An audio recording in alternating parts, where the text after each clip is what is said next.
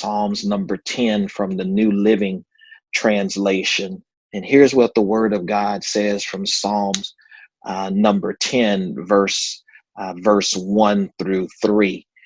O Lord, why do you stand so far away? Why do you hide when I am in trouble?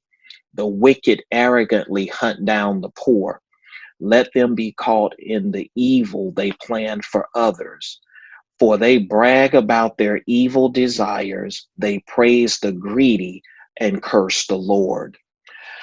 I wanted to share that scripture with you because as we take a moment to pause and really look around and begin to survey what's going on all around us, we can't help but begin to notice that there definitely is wickedness, and we also find trouble all around us.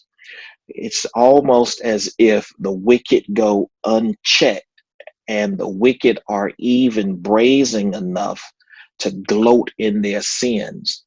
And these people even behave as though they act as if God does not even exist.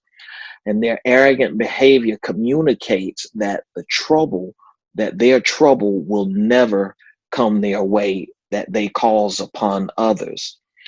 I want you to understand something, that the times that we find ourselves living in, sometimes we have to just scratch our heads and begin to wonder, God, do you even care about what it is that we are going through? Do you see the suffering that so many are experiencing? You've heard me share on quite a few occasions over the last few weeks that we now have the highest rate of unemployment since the Great Depression.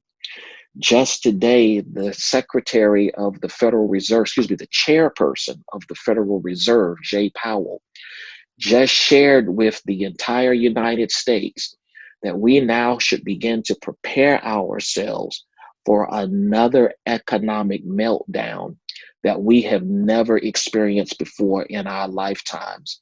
And watch this. What ends up happening is that there are individuals who continue to profit and revel in the misery and the pain that so many other people are going through. It's as if they get joy, they get satisfaction out of the pain, the horror, and the misery that so many other individuals go through in life. Have you ever met someone like that before, where no matter how much good you try to do, they were always determined, it seemed, to be the wet blanket on your parade? And here's where becomes very insulting. It becomes even more insulting because they are intentional with the pain that they cause. And it seems as though God, for some reason, turns a blind eye and a deaf ear to what you're going through. That's what's happening here in Psalm number 10. What the psalm writer does is he begins to, or she begins to lift up their cries, their cares, their concern to God. Do you not see what is going on? Do you not hear what is going on? How long are you going to sit on the sideline and allow this type of pain, misery, and frustration to come upon your people? And so what Psalm number 10 does for us is, if we were to really begin to dive into this psalm, one thing definitely leaps up off of the pages for us. Understand this, beloved, that sin, especially willful sin, always insults and dishonors God. I know we don't like to hear that anymore. We like to always preach and teach grace, grace, grace, grace, grace. This is your year of increase. This is your year of harvest. This is your year of overflow. But let me share something with you. When we commit sin, especially when we willfully commit sin, it dishonors and it insults God. And so as we look at Psalm number 10, you can really look at Psalm number 10 from three vantage points. The first vantage point that you can look at Psalm number 10 from is that this is a psalm of lament. The initial verses is a psalm of lament. What does a lament mean? What it literally means is that the psalm writer is crying out to God, what are you going to do about my pain? Do you not see the suffering that is going on? Do you not see corporations who are raking in record profits, even in the midst of a pandemic, and yet we can't even find food on the grocery store aisles?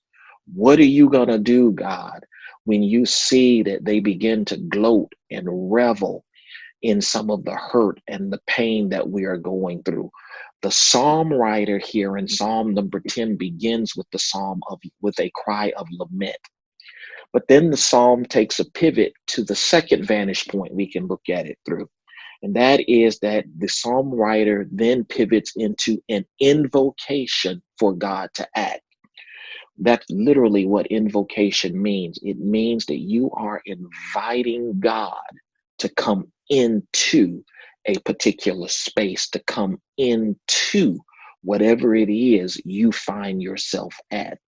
So, what the psalm writer does here in Psalm number 10, the psalm writer extends an invitation for God to come into the space where this person is and to begin to act on their behalf.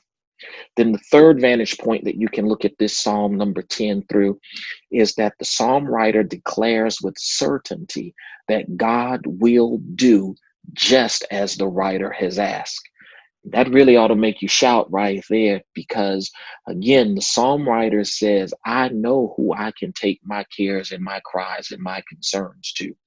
When the government will not hear my cry, when the president or the governor or the courts or the Congress or the city council or the pastor or your supervisor or your employer will not hear your cries, will not hear your cares, will not hear your concerns, the psalm writer here reminds us that God will act on our behalf. So there's two primary principles I want us to take from this Psalm number 10 this evening. If you're taking notes, I want you to write it down. Here it is, number one. The psalm writer calls for God to arise and not to ignore the wicked. Here it is. Don't lose heart. God sees, God hears, God feels, and God will act. Let me say that again. Do not lose heart. God sees, God hears, God feels, and God will act. Let me break that down for you. Regardless of how vicious the storm winds of life may blow against you, do not lose heart.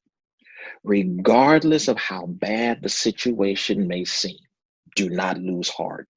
Regardless of what the street committee has to say, do not lose heart. Why do we not have to lose heart? It's simple, because God sees. Let me tell you something.